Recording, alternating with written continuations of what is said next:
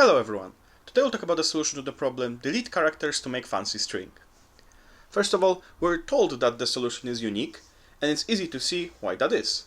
Especially if we look at our original string as a series of blocks of characters that are the same in such a way that we have as few blocks as possible. So every neighboring pair of blocks represents a different character.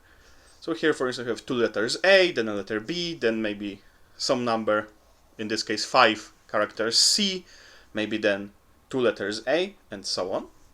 And the final result is exactly this, but with every block that's longer than 2 being shortened to only consist of 2 characters.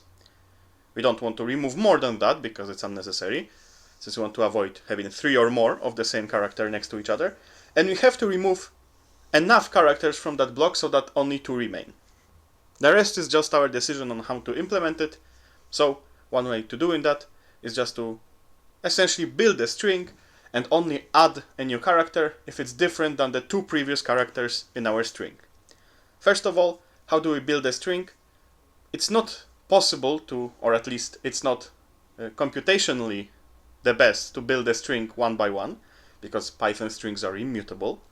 What you typically want to do is to use something else, such as a list, and at the end you just join all the elements in that list with an empty string as a separator, or as a glue that joins the parts together.